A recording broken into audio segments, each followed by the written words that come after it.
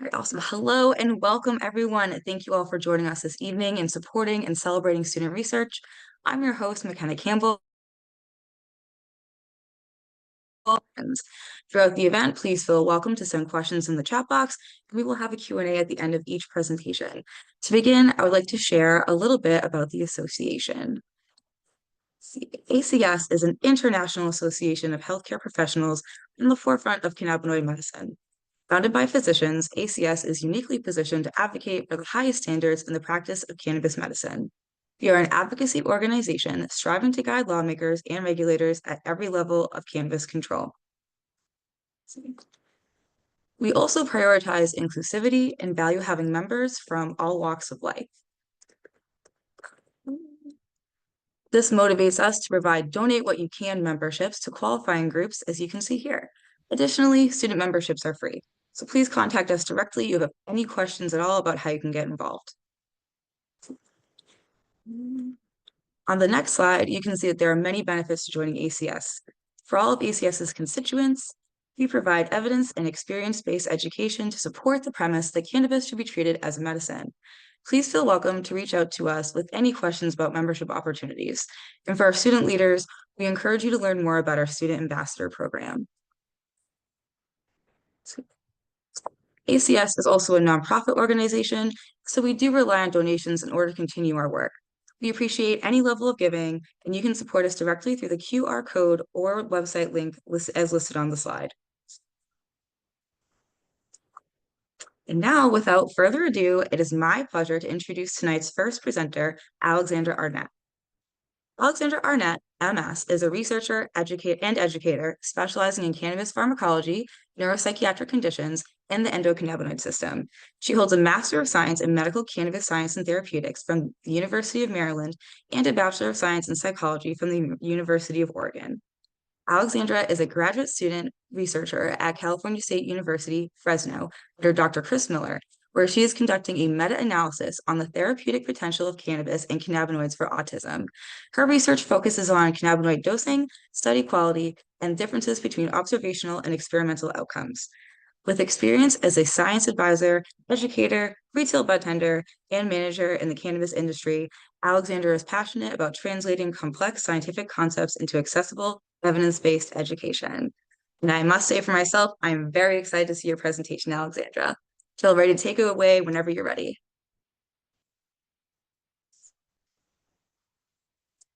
Awesome. I will share my screen here.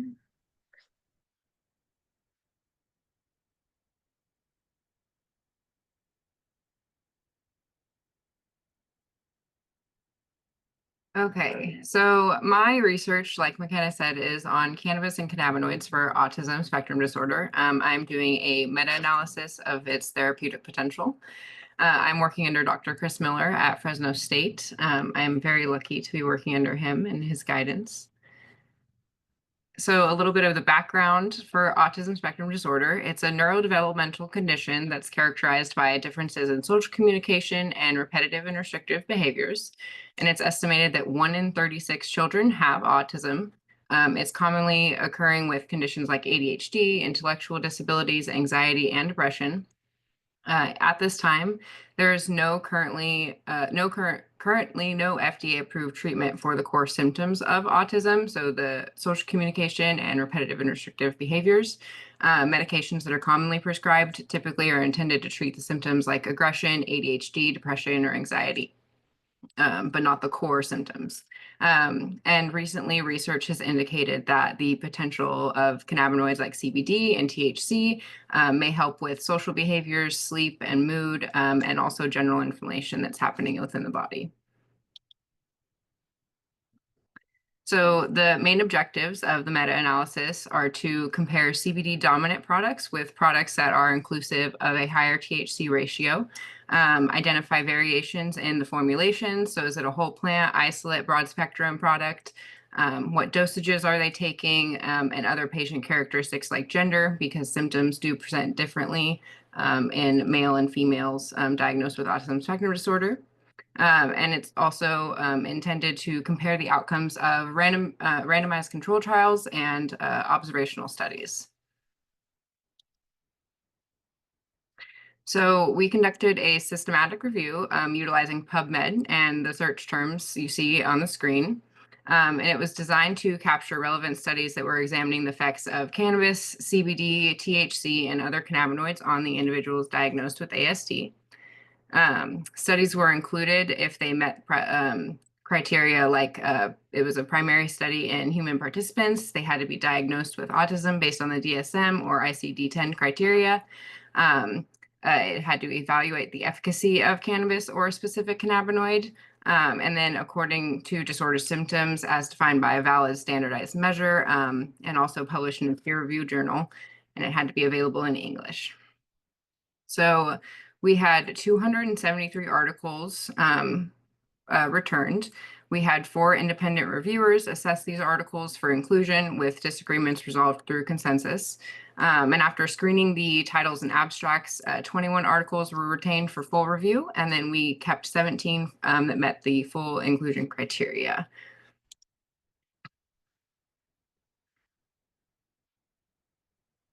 So data extraction for the study is still ongoing, but the relevant data that will be extracted from the remaining 17 studies include sample size, participant age group, gender, type of cannabinoid intervention, so dosing, scheduling, cannabinoid ratio, the duration of treatment, concurrent medications, and reported outcomes.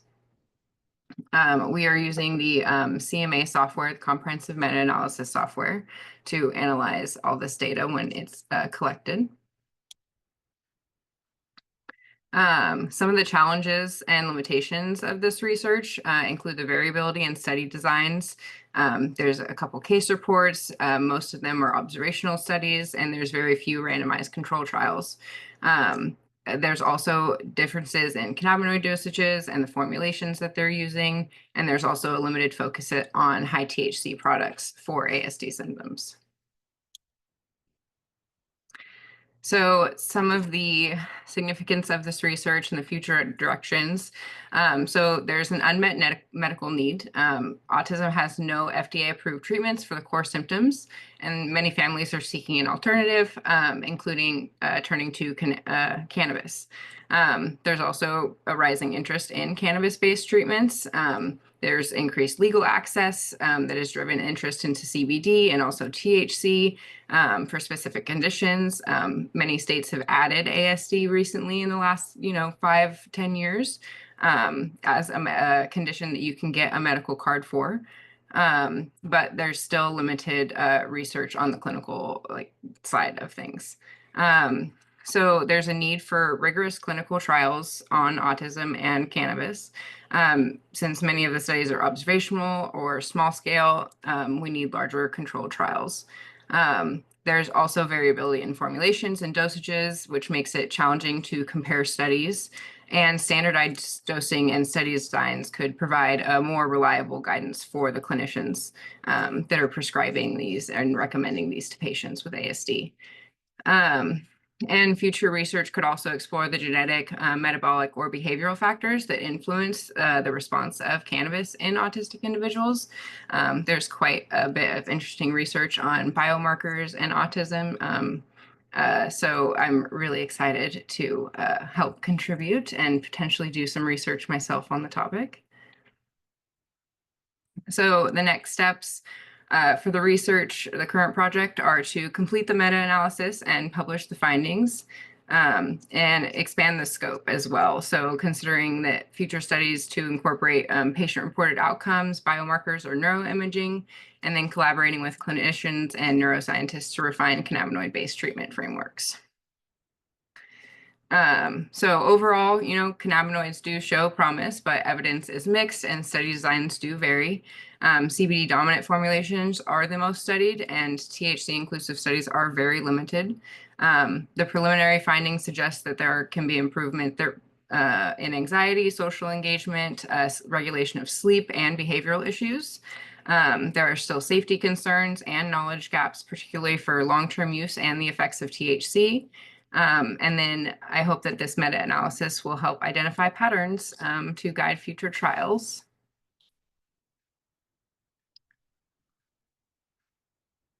And there's some information. I have my email, my LinkedIn, and my Instagram.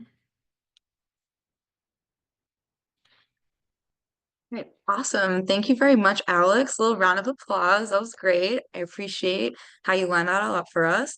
I see some messages in the chat. If people have questions, you can certainly be sending them in. Let's, why? Of course, my chat's gonna not work right now. Mhm. All right. If there's any questions in the chat, we can also do questions at the end. Well, I have the big mouth, so I'll speak up. There he is. Number one, thank you very much. That was very informative. I must say, I kept waiting for you to um, depart from the study design and get to some of the results. And I imagine that others have that feeling as well. So I'm going to ask you to tip your hand a little bit and give us your unofficial impression of where the study is leading us. Are you finding, for example, I mean, clearly you're finding more CBD oriented studies. Are you finding that the response rate amongst the ASD patients is higher with CBD versus THC, and in fact, for particular symptoms for one or the other? And any insight into the dosing of these sorts of things? So there is one study that includes a high dose of THC. They're taking 50 milligrams of THC per day. It's a female child, which I found really interesting and kind of prompted my like curiosity about like the differences in dosing for genders. But it seems like a lot of the studies also are really inclusive of male participants and not really female participants, and they are using high CBD. And it is showing that it is, effective for certain symptoms. They're using it for sleep, for aggression. So there's a lot of social communication positive responses for that, which there's also some studies. I know that CBD can help with social communication and anxiety and like speaking as well. So I think that overall it's been a very positive response for cannabinoids, specifically CBD. But I do think that there is potential for THC as well, depending on like the symptoms and the individual's own endocannabinoid system. I think that's very interesting. Thank you for sharing that. My clinical experience, for what it's worth, and we have to understand clinical experience is only, some beginning evidence, but, in my handful of patients with severe autism, I found that CBD is less helpful for a number of reasons, but that THC dosing is particularly good for behavioral issues, particularly self-injurious behaviors and such like that. I think that the CBD, most of the data I've seen has looked at CBD's effect on communication and that sort of thing, which I think is also very important. And in a number of my patients, I've wanted to put them on high dose CBD just for those specific reasons. But ironically, it's hard to get high enough doses without it being unaffordable at this point. And so several of my patients and I have sort of gone down that path. And I've even tried to get some companies to sort of manufacture high dose capsules at a discount. And we've never been able to pull it together. So I can't even say that I've ever had a patient on high dose CBD for these symptoms and report back, what those anecdotes would be. So thank you for working on this meta-analysis, and I hope that that your research shows us some strong signals so we can pursue them further. We did have a few questions come into the chat. So I'm going to start off from John. Very nicely done. He says, any studies also include terpene flavonoid effects if using whole flower, or is it mostly isolated cannabinoids? Yes, so there is a one study, it's a case study that uses terpenes, and I can tell you exactly which ones they are. So it contained a blend of alpha pinene, limonene, linalool, and beta carotene, and nerolidol, which is less common. So Yeah, I don't think I'd ever heard of that last one actually. All right, very cool. Another question in the chat, are they using hemp or cannabis-derived CBD or THC in the studies? I believe most of them are all hemp derived, but remember, cannabis is hemp, hemp is cannabis. The only difference is a legal definition that the government set, which is 0.3% THC.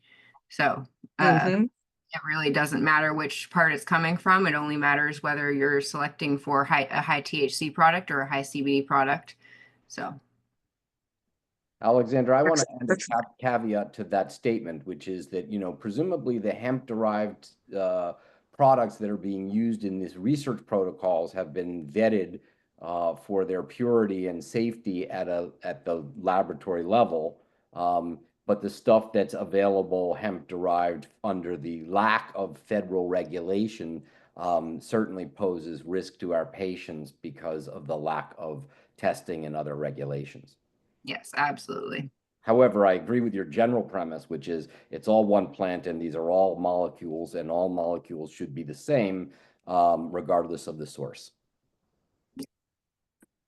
Absolutely. All right, we've got one more question in the chat.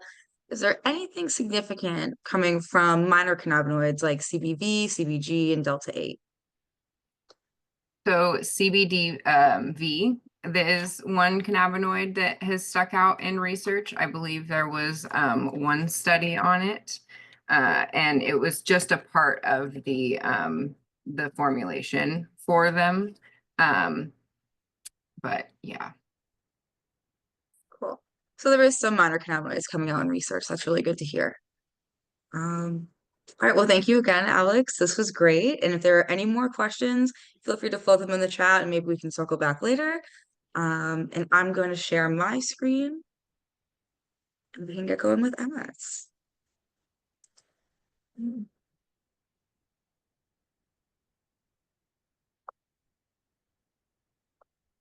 All right, now everyone, please join me in welcoming tonight's second speaker, Emma Salazar. Emma is currently involved in two projects at Johns Hopkins Cannabis Science Laboratory, investigating both the effect of delta-8 THC versus delta-9 THC on simulated driving performance and measures of impairment, and the impact of product formulation on the pharmacokinetics and pharmacodynamics of cannabis edibles. She is pursuing her MS in medical cannabis science and therapeutics at the University of Maryland School of Pharmacy, where she serves on the Medical Cannabis Student Association Executive Board as a Director of Future Professions. Emma is passionate about cannabinoid pharmacology research, as well as patient advocacy and safe access to tested medical cannabis. Emma, I am certainly looking forward to your presentation. Take it away whenever you're ready. Thank you so much for the intro. I'll go ahead course. and share my screen.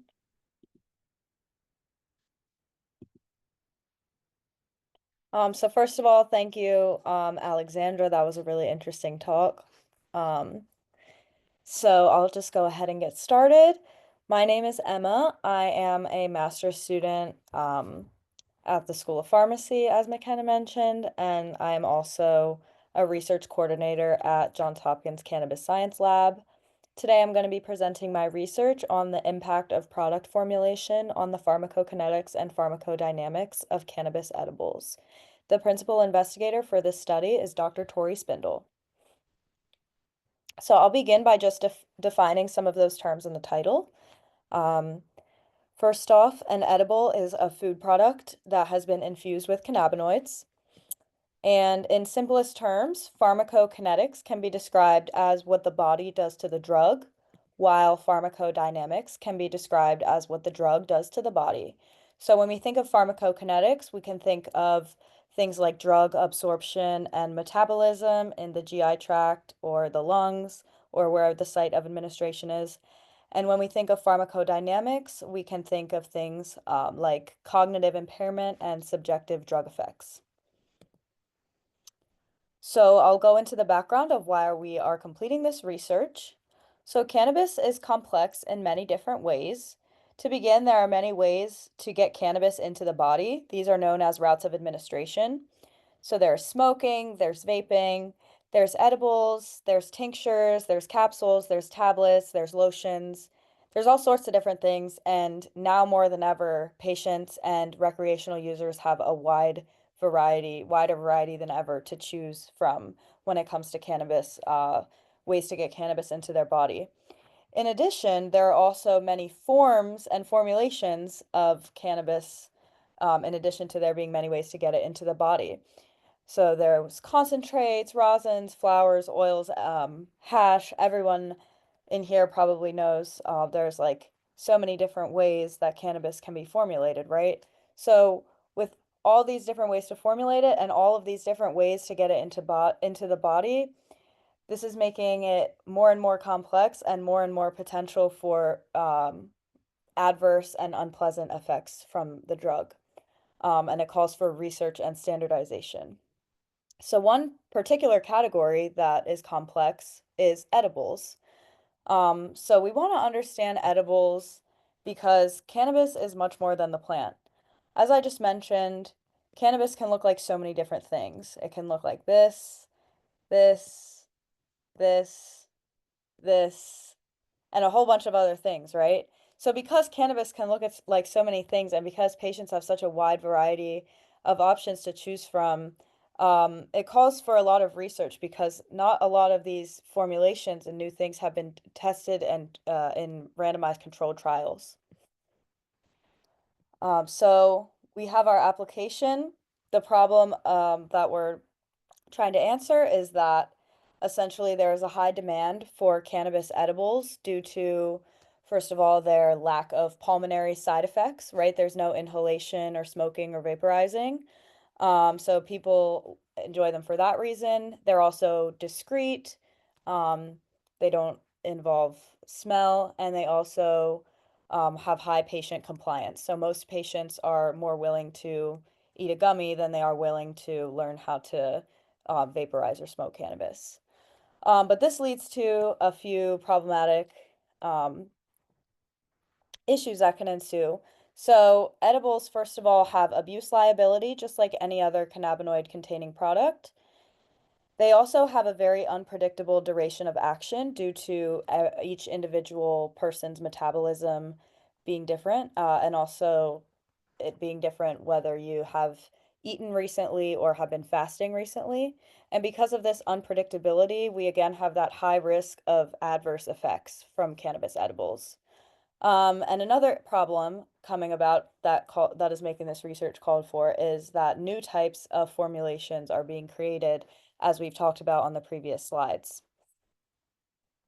So how can research solve some of these problems? Well, researching edible formulations in a controlled environment in a randomized controlled trial will be able to provide data on appropriate dosing recommendations for different products.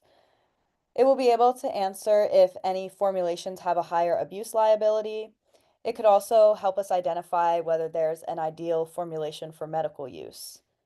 For example, if an individual needs a extended release formulation for chronic pain, they might want to choose a more high fat formulation compared to a low fat formulation. We'll talk about that shortly. So to understand this research, we do have to talk about formulations a little bit. What I would like the audience to know is that there are high fat edibles. This is what we think of when we typically think of edibles like brownies and cupcakes and baked goods that are infused with some sort of cannabis butter or oil. And these high fat formulations, because they're high in fat and fat takes longer to be metabolized in the GI tract, that can indicate or imply that the duration of effects from products like with these formulations might be longer. Low-fat edibles are formulations like with gummies or candies, and these we could think maybe might not have as long of an effect as those higher fat formulations. And most recently, many companies have been exploring this nano-emulsion technique, which involves shrinking the individual particles of THC down to nanoparticle size and then covering them with a water-soluble surfactant, which creates a micelle that allows the cannabis molecules, which are typically lipid soluble, to become water soluble. and this can be used to infuse beverages like sodas and lemonades and other infused drinks. And this technique is interesting because since the molecules are being condensed to nanoparticle size, their surface area to volume ratio is maximized, which could indicate maybe some faster or more efficient or more rapid absorption in the gut due to that surface area to volume ratio. So with that in mind, I'll go on to our methodology for how we're conducting this study. So during the screening phase, we recruit healthy adults with semi-frequent cannabis use. So these are individuals who are not cannabis naive, but they're also not daily smokers. We also do a medical evaluation to ensure that they're eligible for everything, and we train them on study tasks that they'll be completing throughout the day during the sessions. So if they make it through that, they move to the session phase. We want to have 40 participants completed by the time we're finished with this study. The study did just start in August, so we have a little bit of a long way to go, but we are aiming for 40 total, and they will each receive these 3 formulations: a gummy, a brownie, and a lemonade. So there we have that low fat, high fat, and nano-emulsion formulation. And they'll also receive each of these at 3 different doses: a placebo dose, a low dose, and a high dose for each formulation. So 3 doses and 3 formulations comes out to 9 total sessions for each individual participant, which are also separated by a week to allow for drug washout. So this is a randomized, double-blinded, within-subject study design. So each individual subject is having those 9 sessions in a random order, and I do not know what they're getting, and neither do they. So during their day in the lab, we will first begin the day by ensuring that they are sober. They've been in a fasted state because, again, that can impact the metabolism. We also ensure they have a ride home, and we take their baseline measures so that we have scores to compare them to once we've gotten their scores after the drug has been given. Next, we do dosing. So we give them one of the 3 blind formulations, and they have 5 minutes to ingest it. After which, for the next 6 hours after that, every 30 minutes, they will be getting blood draws and then also answering subjective drug effect questionnaires and completing those cognitive tasks that they were trained on during screening. At the end of the day, we ensure that their scores have all returned to baseline. And then we also give them a post-session questionnaire and a hypothetical purchasing task. A hypothetical purchasing task is a tool used in many research studies to quantify the participant's preference for the drug that they received that day. So what results are we expecting? We are expecting that the speed and the magnitude of pharmacokinetics and pharmacodynamics of THC will significantly vary based on the delivery vehicle of formulation. So now I'll get into some preliminary results. As I mentioned, this study is pretty early on, so these results are only going to be from the first 4 or 5 participants. So this graph is our first preliminary data graph. Here you are looking at the concentration of THC in blood plasma over time in 3 different formulations at the exact same dose. So already we see a striking difference in bioavailability between the beverage, the brownie, and the gummy. So the beverage, this black line here, is spiking in concentration after only 1 hour, whereas the brownie peaks around an hour and a half. Once again, going back to that high fat formulation taking longer to break down in the GI tract. So this area under the curve is directly correlated with bioavailability. And going back to what I was mentioning about the nano-emulsion formulation having the high surface area to volume ratio, these are the kind of results we were expecting because that indicates a very rapid and efficient delivery that also trickles off faster due to being metabolized more efficiently. And as we can see, the brownie, because it's so fatty and sitting in the gut for longer, even over at 5 hours, there's still a small peak over here. Another interesting result that we see from this is that this white curve, which represents the gummy, is almost the same shape of the brownie curve, but just lower concentration values, right? So it's the same shape, just right below it, indicating similar duration of action, but lower bioavailability. The next graph I'll show you is those cognitive task scores. So this is our pharmacodynamic data.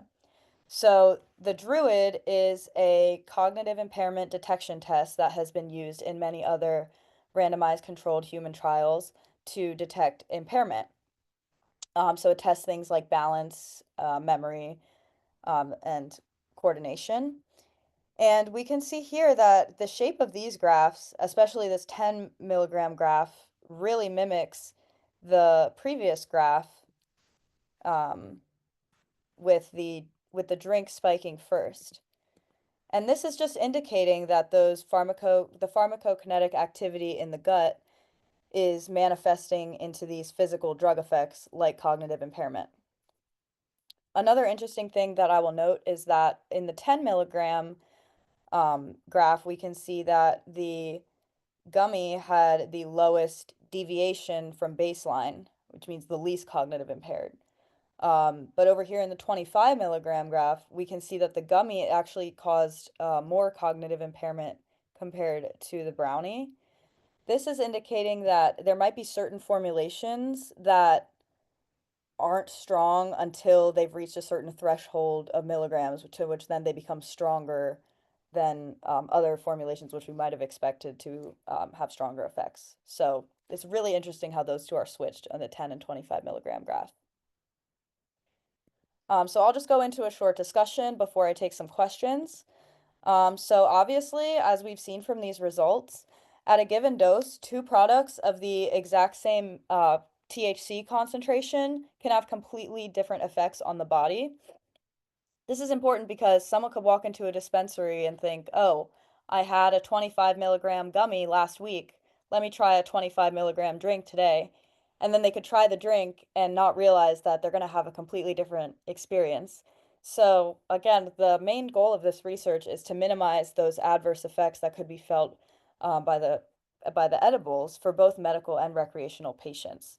So this data is going to help inform regulatory policy that can be used to standardize and potentially limit the types of formulations and types of solvents that are used in formulations.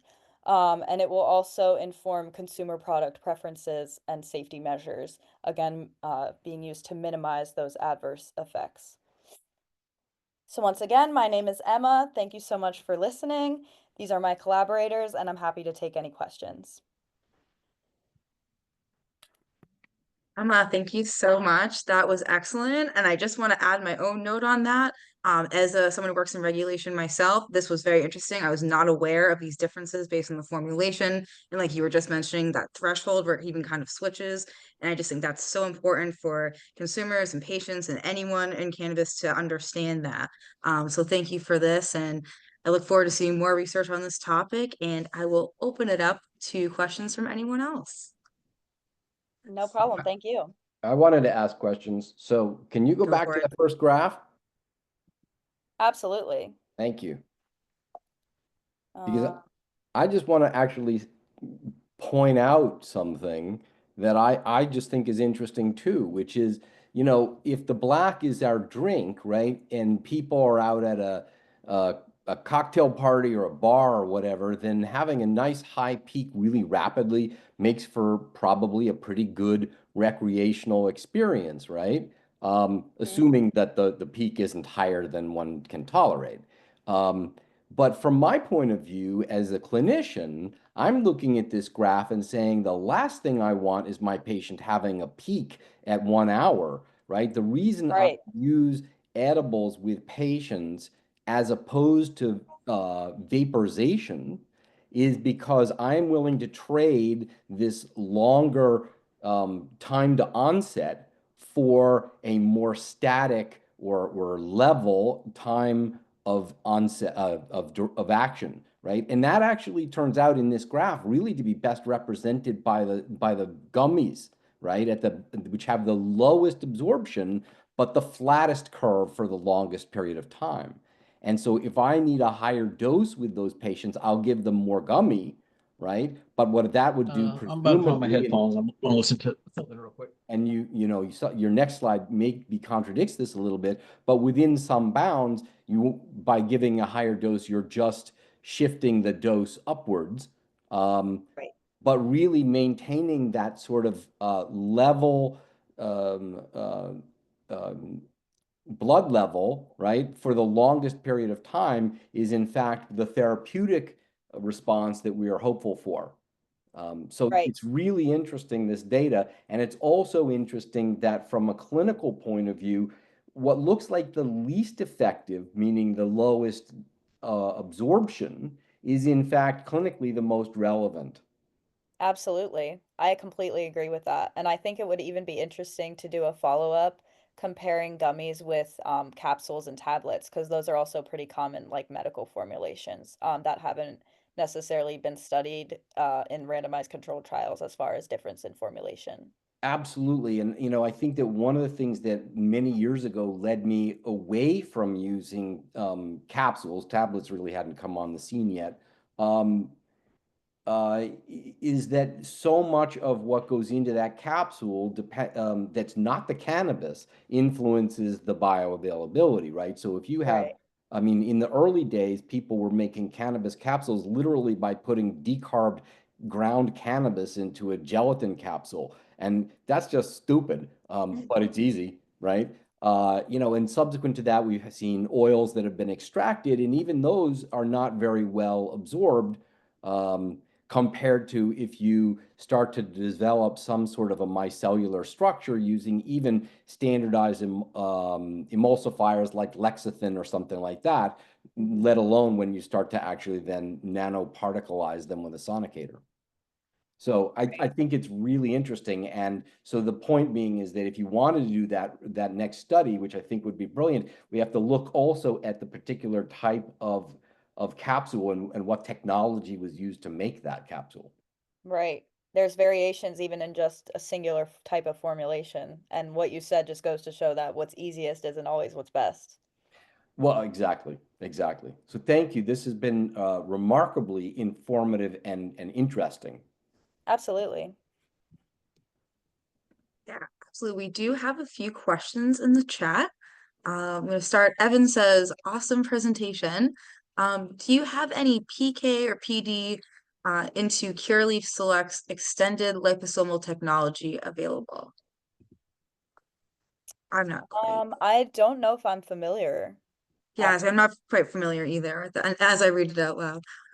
Yeah, it sounds like something very new. So my guess is that it's very unlikely that there's any controlled data on this in humans, but I could be Definitely wrong. not, but I can tell you that my patients have used these products and tell me that there is um, no difference to their perception of the effects from from that nano-emulsion product compared to sort of a standard gummy It's or that one in liposomal. particular. It's not like a nano-emulsion. It's a liposomal technology. So it's a liposome. So it's not it's still getting or going through first pass metabolism.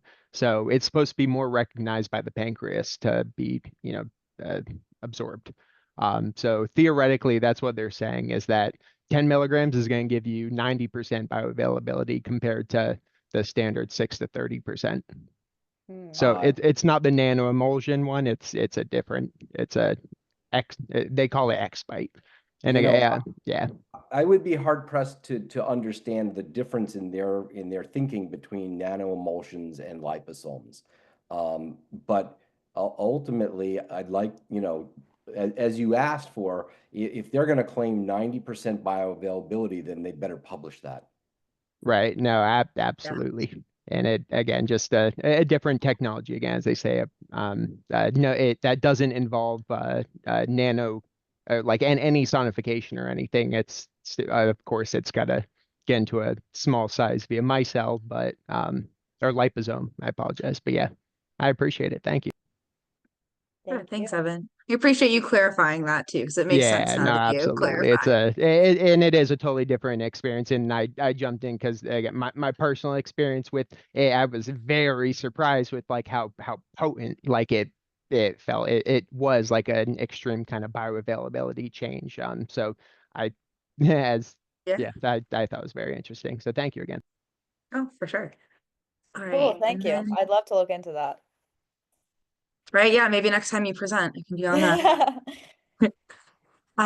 So let's see, this is kind of, we were talking about the drinks earlier and how, maybe it's better for the have the beverage if you're going out on a social experience as opposed to patient. So this comment question is kind of, if someone who will not inhale, might they utilize the drink if they need a quick relief? So Yeah. does that makes Yeah, more sense, right? absolutely. That definitely tracks. So that drink, that nano-emulsion is definitely going to be the formulation that would be most similar, as close as you could get, still being an edible to, vaporizing as far as like immediate bioavailability. So I agree they could be used like in that social setting example or sort of like anxiety example if you needed something like, quick, fast anxiety relieving maybe. Um, Another interesting thing about that rapid bioavailability is the principal investigator also noted when I was rehearsing for this talk that that is probably the formulation with the highest abuse liability because of that like sooner reinforcement. So it's really interesting. Yeah, no, that makes sense. 'Cause, you get that quicker sense of relief. All of a sudden Absolutely. you want it faster. And this is kind of that we get to the abuse liability, but similar in that area kind of question. But someone mentioned they'd be interested to see this tested at a higher milligram since it keeps kind of creeping up. But then of course the concern becomes if you're testing at a higher milligram dosage, then of course it could become that abuse liability. But I guess the question is more, is there any research that you've come across that has testing at higher dosages than 25? Yeah, so the other study I actually does do 30 milligram Delta 9 brownie. Um, from what I could predict and understand, I would say that it would get to a point where like no matter the amount of milligrams, they would likely like eventually still take like first, second, and third place. I think that switching that we saw back in the second graph where, the gummy was stronger at 10 milligrams, then it switched. Um, I feel like those would mostly be seen in like those lower milligram ranges. And then as soon as you got up, 50 plus, you're probably seeing more consistent results just because of how high and surefire it is. Yeah, probably like plateaus at a certain point as far Right, as those changes exactly. go. I would Gotcha. also be interested in doing a study like that though, Katie. It's just hard to get that stuff approved by the IRB because it's so, prone to eliciting. I mean, we even have adverse effects from 25 milligrams. So, we would probably need participants with a higher tolerance to do a study like that. Sure. And then also, was the type of oil uniform across all edibles, butter as opposed to olive oil or MCT oil? Yeah, so I'm not sure of the exact formulation, but all of our brownies are followed like a very strict recipe. So I can give you a little bit of insight on that. How we did it was the DEA doesn't allow you to like outsource a product from a company for investigational drug research, right? You have to outsource the recipe and then teach someone in the lab how to make the lab version that's, very similar. So if you see back here in my collaborators down here, my drug suppliers and technical support, like Wana brand, for example, I think provided the recipe for our gummies. So we kind of outsource the recipe and then we teach our pharmacists in the lab, our clinical research pharmacists, how to formulate that. So it is uniform and it does follow that very strict recipe every single time. And they're also, besides the brownies, like the gummies and the beverages are batch made, right? So there's basically a large batch of them made at the very beginning of the study, and then they're stored at a certain temperature. We also have a company that tests the lemonade I think they test it like every couple of months or weeks to basically determine A, is there any degradation of the THC that would significantly impact the results? And B, is there any microbial growth? So we do actually have people literally test the product that we're giving as investigational drug. So we have to outsource all of that, which is really interesting. Hopefully that answers your question. I don't know if it does. Said it did. Thank you. So I'm not seeing any more questions in the chat. If anyone has any more, you are welcome to ask them. I just want to say thank you, Emma, and thank you, Alex. These were great presentations.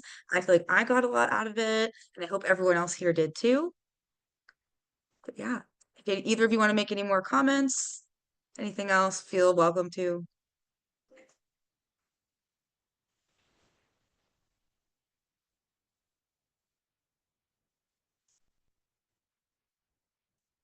All right. Well, looks like there isn't too many more questions. People are blowing up the chat with their appreciation for these great presentations.